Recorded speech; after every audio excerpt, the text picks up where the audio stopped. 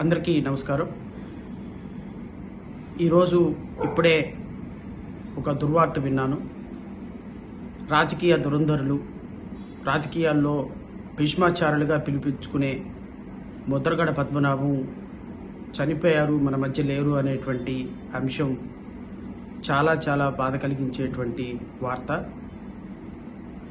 ఒక గురువుని కోల్పోయినట్టుగా రాజకీయాల్లో భీష్మాచారులుగా పేరు కాంచినటువంటి ఒక మంచి మనసున్న ముద్రగడ పద్మనాభం గారిని కోల్పోవటం నిజంగా ఆంధ్రప్రదేశ్ రాష్ట్రానికే కాదు, దేశంలో ఉన్నటువంటి రాజకీయ నాయకులకి ఒక తీవ్రమైన దిగ్భ్రాంతికరమైనటువంటి వార్త అని మాత్రం చెప్పగలను. భౌతికంగా ముద్రగడ పద్మనాభం గారు మన మధ్య లేనప్పటికీ కూడా వారి కళలు, వారి ఆశయాలు ఎప్పటికీ సజీవంగా ఉంటాయని మాత్రం చెప్పగలను. ముద్రగడ పద్మనాభం గారు అకాల మరణానికి చింతిస్తూ వారి ఆత్మకు, పవిత్రాత్మకు శాంతి చేకూరాలని మనస్ఫూర్తిగా కోరుకుంటూ వారి కుటుంబ సభ్యులకు నా ప్రగాఢ సానుభూతి జై భీమరావు భారత్ పార్టీ తరఫు నుంచి తెలియజేస్తున్నాను. Thank you.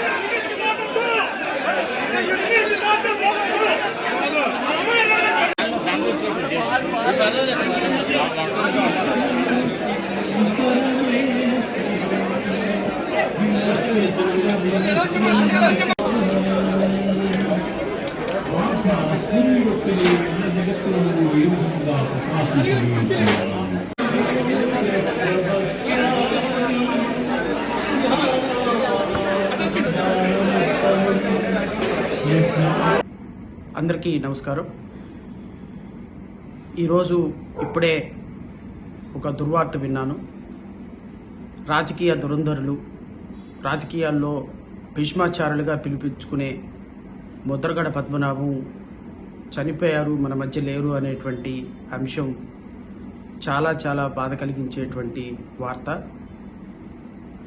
ఒక గురువుని కోల్పోయినట్టుగా రాజకీయాల్లో భీష్మాచార్యులుగా పేరుగాంచినటువంటి ఒక మంచి మనసున్న ముద్రగడ పద్మనాభం గారిని కోల్పోవటం నిజంగా ఆంధ్రప్రదేశ్ రాష్ట్రానికే కాదు, దేశంలో ఉన్నటువంటి రాజకీయ నాయకులకి ఒక తీవ్రమైన దిగ్భ్రాంతికరమైనటువంటి వార్త అని మాత్రం చెప్పగలను. భౌతికంగా ముద్రగడ పద్మనాభం గారు మన మధ్య లేనప్పటికీ కూడా వారి కళలు, వారి ఆశయాలు ఎప్పటికీ సజీవంగా ఉంటాయి అని మాత్రం చెప్పగలను. ముద్రగడ పద్మనాభం గారు అకాల మరణానికి చింతిస్తూ వారి ఆత్మకు, పవిత్రాత్మకు శాంతి చేకూరాలని మనస్ఫూర్తిగా కోరుకుంటూ వారి కుటుంబ సభ్యులకు నా ప్రగాఢ సానుభూతి జై భీమరావు భారత్ పార్టీ తరఫు నుంచి తెలియజేస్తున్నాను. Thank you.